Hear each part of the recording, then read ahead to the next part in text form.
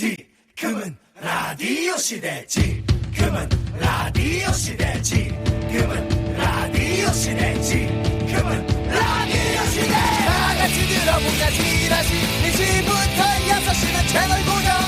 라라라라라라라라. 다 같이 들어보자. 지라시. Let's go.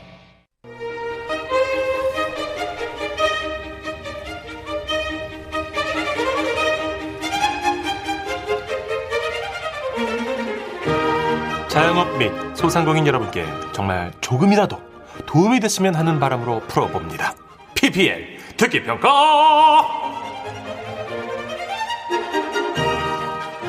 전국의 청취자 여러분 안녕하세요. 지금부터 소상공인 여러분의 상품 및 가게 홍보를 위한 듣기평가를 시작하겠습니다. 다음 PPL 장면을 들으시고 장면 끝에 나오는 문제에 정답을 맞춰주세요.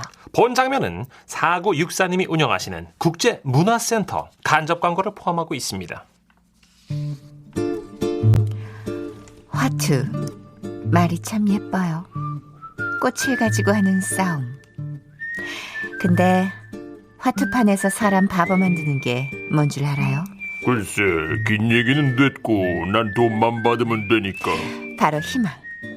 그 안에 인생이 있죠. 일장춘몽. 긴 얘기는 됐다고. 나는 돈만 받으면 되니까. 고니는 내가 아는 손놀림 중 최고였어요. 뭐랄까, 손이 눈보다 빠르달까? 응? 혹시 타짜였나? 처음엔 저도 그런 줄 알았죠. 하지만 아니었어요. 그가 다니는 곳은 따로 있었으니까. 어이구, 이 너구리 형사의 궁금증을 자극하는구만. 고니가 다닌 곳이 어딘데?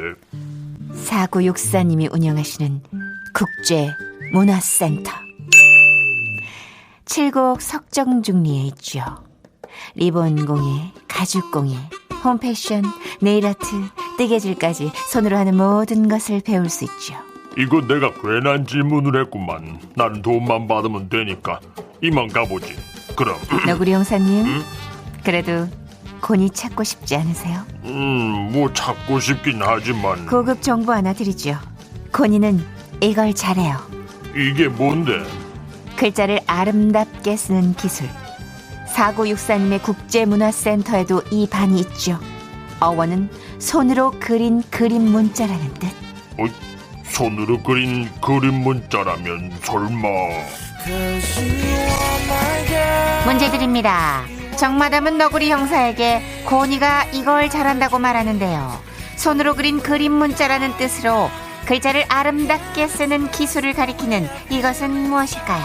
1번 캘리그래피, 2번 아로마 테라피, 3번 정답은 어차피. 문자 미니로 정답 보내주세요. 문자는 샵 8001, 긴 거 100원, 짧은 50원 추가되고요. 스마트 라디오 미니는 무료입니다. 총 10분께 대한민국 대표 음료죠 식혜드립니다. 노래 듣겠습니다. 전영록이에요. 사랑은 연필로 쓰세요. 자, 손으로 그린 그림 문자라는 뜻으로 글자를 아름답게 쓰는 기술을 여쭤봤습니다. 자, 정답은요? 정답은 캘리그라피입니다. 1번. 캘리그라피. 네, 정답은 어차피 3번의 보기가 굉장히 인상적이었지만 네, 정답은 어차피 캘리그라피였어요. 네, 2670님 맞추시면서 배우다가 도저히 제 성격으로는 못 해먹겠더라고요. 아, 그래요? 이게 약간 붓글씨 쓰듯 참을성을 요하는 그쵸. 그림 그리듯 하는 거니까. 4819님 1번 글씨를 잘 쓰는 사람은 괜히 인격도 좋아 보여요 하셨고요. 맞아요. 그 글씨가 너무 악필이면 괜히 사람 좀 이상해 보이고. 약간 네. 그렇죠. 네. 글씨 잘 쓰면 눈에 띄죠 요즘. 맞아요. 네. 왜냐하면 거의가 악필이거든요. 요즘은 폰을 쓰니까 네. 대부분 손글씨를 네. 잘 안 쓰세요. 필기의 시대가 아니라 네. 그래서 안유찬 님도 1번 캘리그라피 해주시면서 제가 악필인데 아들도 악필이에요. 유전인가. 근데 그렇지 않대요. 요즘은 아이들이 다 찍는 문화라서 그쵸. 이게 타자를 두드려서 글씨를 생성해내는 거를 많이 하다 보니까 저도 다들 그래서 악필이래요. 집에 그 펜글씨 책 있잖아요. 사서 하루에 한 바닥씩 쓰는데 재밌어요. 글씨 잘 쓰는 편이에요. 네, 근데도 보면. 이제 안 나빠졌으면 좋겠어서. 성격이 급하면 또 글씨도 휘갈겨 쓰게 돼요. 맞아요. 급할 때. 세 분 포함 10분께 식혜드리고요. PPL 홍보 의뢰해주신 4964님께도 저희가 선물 보내드릴게요. 맞습니다. 자, 지금은 라디오 시대 3, 4부 도움 주시는 분들입니다. 경북북부연구원, 주식회사 스타리온 성철, 로덴푸드, 푸주옥 설렁탕 도가니탕, 동진 레저, 올품, 조화제약, 현대오피스, 국민연료, 써연료. 이상했어요? 아니 MS, 신한벽지, 마더스 제약, 두지 프로바이오틱스, 쉐보레, 대림산업, 2021 부산국제기계대전, 동인비, 영월 절임배추 사업단, 환인제약과 함께합니다. 시대 웃음이 묻어나는 편지 어디죠? 제목 투명인간 박찬길. 부산 금정구에서 박찬길 님이 보내주셨어요. 30만 원 상당의 상품 보내드리고요. 1등급 한우 등심 1000g 받게 되는 주간베스트 후보, 그리고 200만 원 상당의 안마의자 받으실 월간베스트 후보 되셨습니다. 두 분 안녕하십니까? 평소에 듣기만 하다가 나도 뭐 사연 없나? 머리를 굴려 오래전 있었던 일이 떠올라서 도전해 봅니다. 제가 회사에서 대리로 있었을 당시 신입사원 한 명 들어왔는데요. 그녀를 보자마자 저는 정말이지 첫눈에 반했습니다. 하늘하늘한 긴 생머리에 웃을 때 처지는 눈꼬리까지 한시도 눈을 뗄 수 없었어요. 아이 참 이봐. 어이 박대리. 예? 몇 번 얘기해 지금. 예. 그 침 닦고 일이나 해. 그 입을 헥하고 벌리고 있으면 누가 뭐 쳐다봐나 준대. 그건 늙은 아니 나이 든 이런- 부장님이니까 그런 거지. 저는 나이대도 비슷하고 가망이 있는 거 아니겠습니까? 아무튼 그렇게 제 이상형 신입이 들어온 뒤 며칠 후 자가용으로 출근을 하는데 버스 정류장에 그녀가 서 있는 겁니다. 대리님이시다. 우와, 아침부터 어디 가세요? 어디 가긴 회사 가지. 집이 근처인가 봐. 나도 바로 여긴데. 우와, 진짜요? 같은 부서 사람이랑 같은 동네 싸고 되게 신기하다. 전 이때가 기회다 싶었습니다. 같은 동네니까 매일 아침 카풀을 하면서 금방 친해지고 그러다 보면 나도 장가갈 수 있겠구나. 짧은 순간 그 생각에 스쳤고 웃으며 말했습니다. 그게 아니고 괜찮으면 내가 태워줄까? 우와, 진짜요? 안 그래도 버스 배차 간격이 길어가지고 계속 기다리고 있었는데. 고맙습니다. 그렇게 우린 매일 아침 아주 자연스럽게 카풀을 하게 됐습니다. 그녀를 볼 수 있다는 생각에 새벽에도 눈이 번쩍번쩍 떠지고 밤이 너무 길었어요. 대리님, 저 때문에 아침마다 너무 힘드시죠? 아니야. 난 회사 상사로 오는 게 아니라 그냥 동네 편한 오빠처럼 오는 거라서 힘 하나도 안 들어. 우와, 편한 동네 오빠요? 우와, 정말이요? 그러면 저도 막 편하게 막 부탁할 거 있으면 막 부탁해도 되나? 얼마든지 머슴처럼 부려먹어. 나는 괜찮으니까. 진짜요? 근데 그러면 우리 회사 근처에 제 친구가 일하는데요. 그 친구도 태워주시면 안 될까요? 제가 커플 얘기했더니 대리님이 너무 멋있다고 신고가 그래가지고요. 순간 스친 생각이 친구가 있으면 지금보다 분위기가 더 좋고 그녀에 대해서 더 잘 알 수 있을 것 같더라고요. 그래서 당장에 괜찮다고 데리고 나오라고 했습니다. 그리고 다음날 그녀의 친구가 창문을 두드렸어요. 안녕하십니까 대리님. 짜증나. 남자였어요.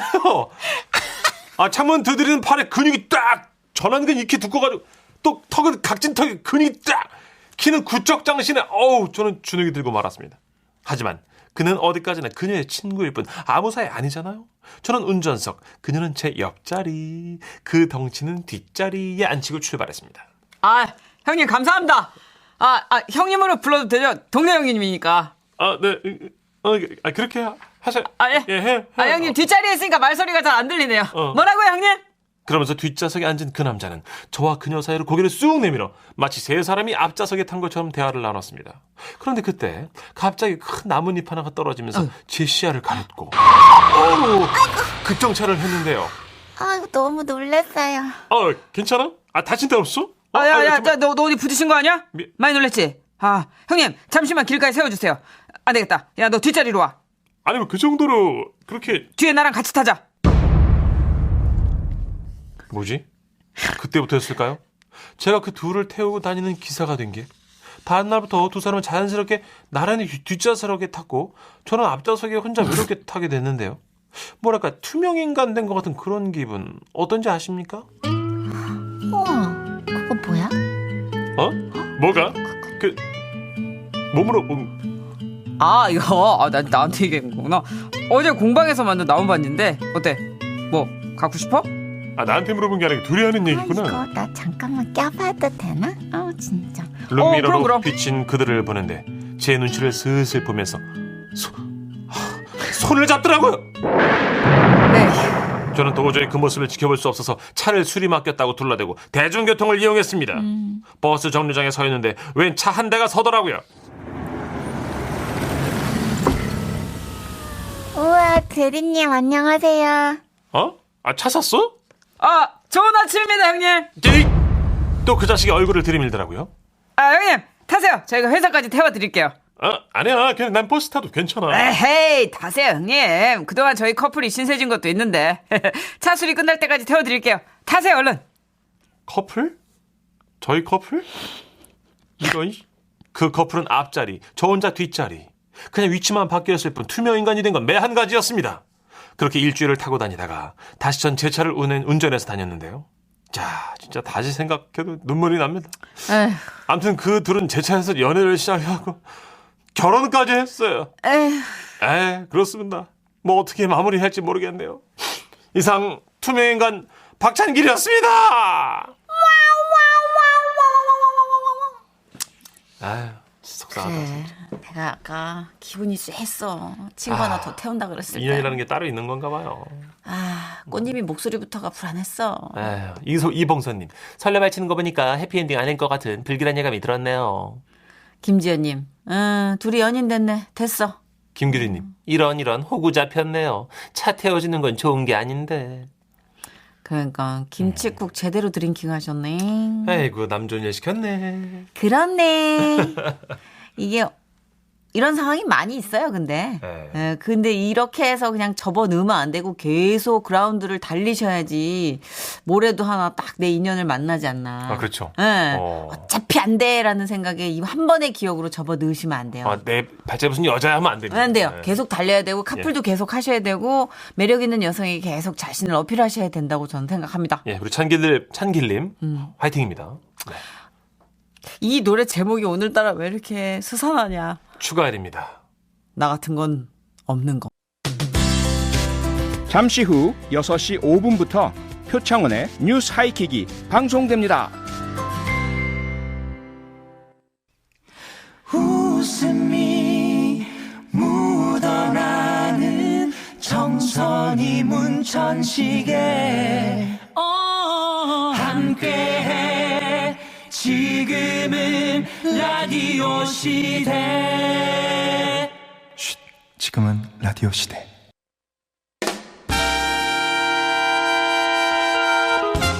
딱딱하고 지루하다. 골치 아프고 어렵다.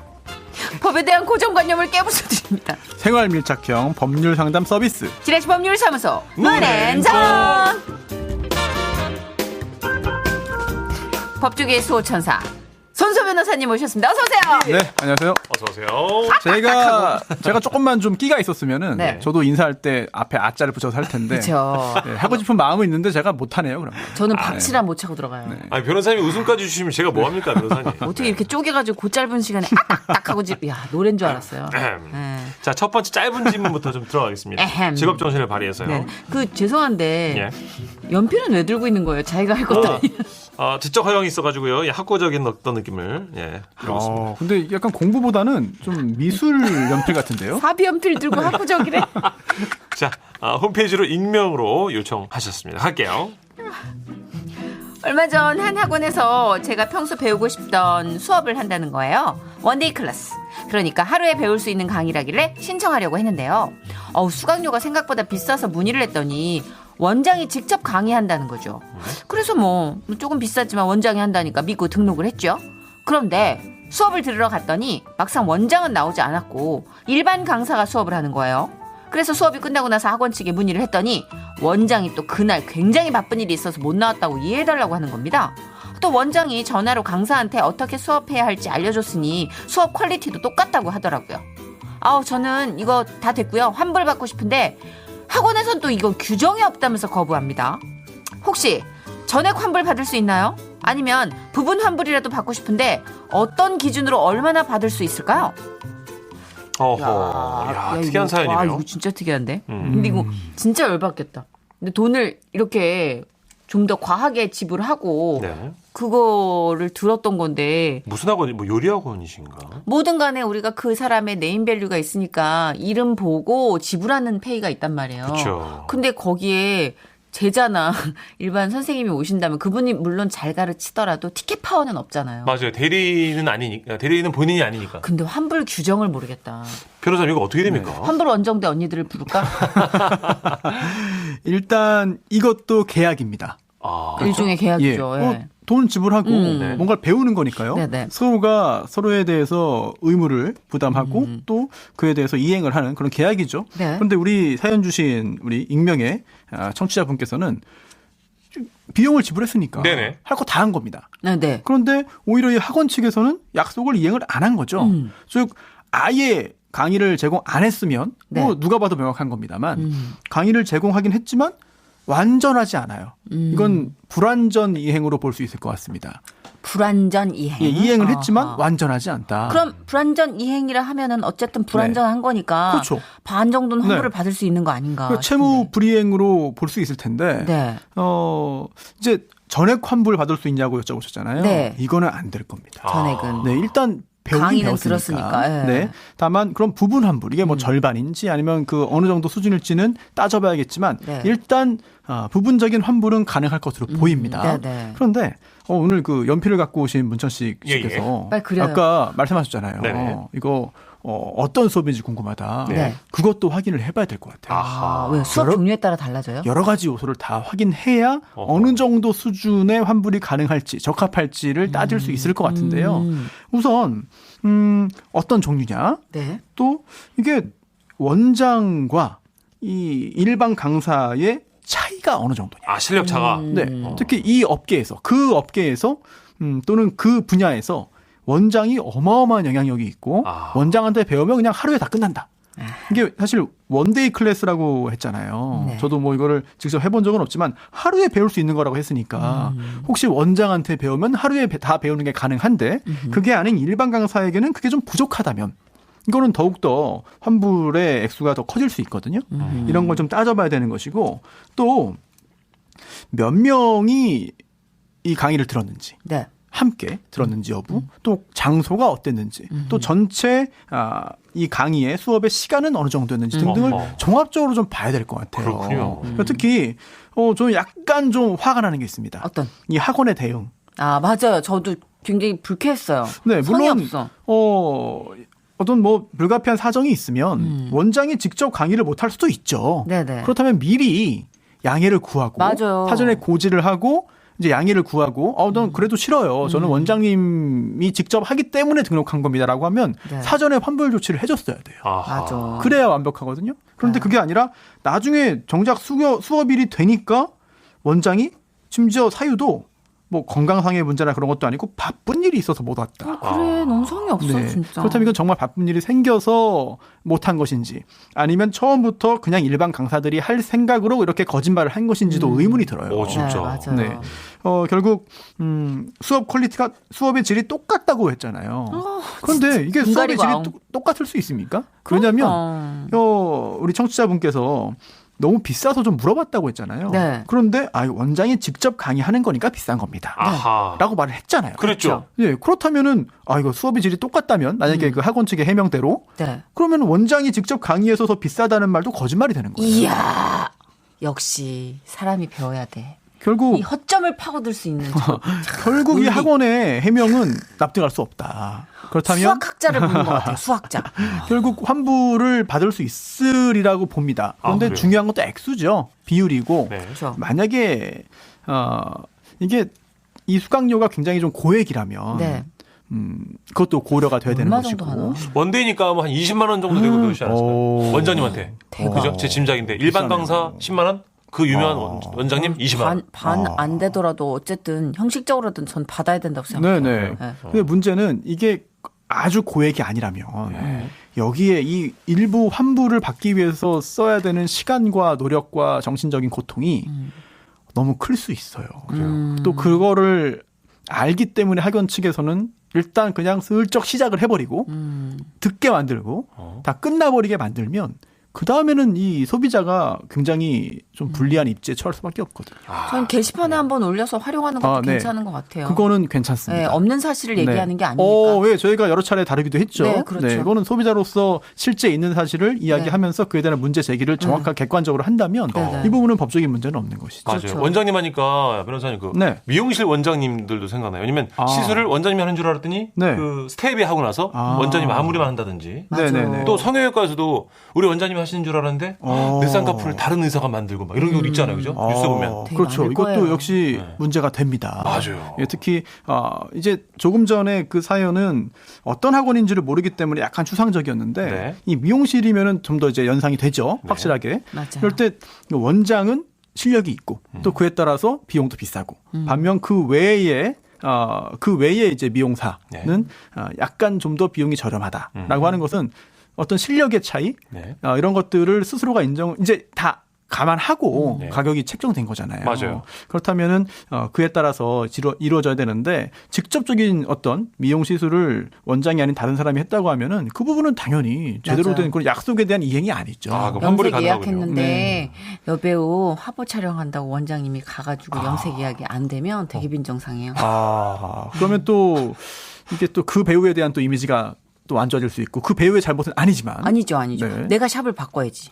어쩔 수 없지. 정선희님 죄송합니다. 오늘 소피마르소 내한 오셔가지고요. 원장님이 거의 죄송한데 좀 리얼하게 리얼리티 있는 인물. 아니 다른 여배우는 소피마르소랑 나랑 샵을 같이 쓸 일이 봉주르 샵이에요. 진짜인 줄 알까봐. 아니 그럴 수도 있어요. 연예계에서는 좀 비일비재해요 그런 것들이.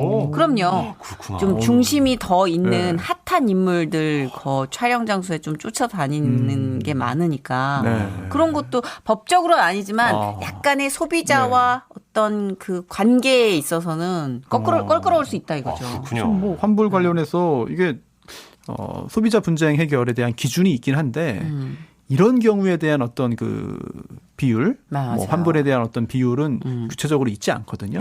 보세요. 2312님도 생활 속에서 소소하게 일어난다니까. 뭐예요? 저도 미용실에서 원장님 비용 냈는데요. 왼쪽은 원장님 해주셨고 오른쪽 스텝이 해줬는데 짝짝이가 됐어요. 비용은 원장님 비용인데 이렇게. 야, 이거는 아무리 왼쪽 원장이 직접 한 왼쪽이 아무리 잘 돼 있어도 전체적으로 다 안 한 거나 마찬가지 아닙니까? 맞아요. 짝짝이면 안 하는 게 낫죠. 이거 일단 원장님 책임인 게 원장님이 다른 한쪽도 보면서 밸런스를 잡아줘야 돼요. 염색 같은 경우 그렇게 할 때 있거든요.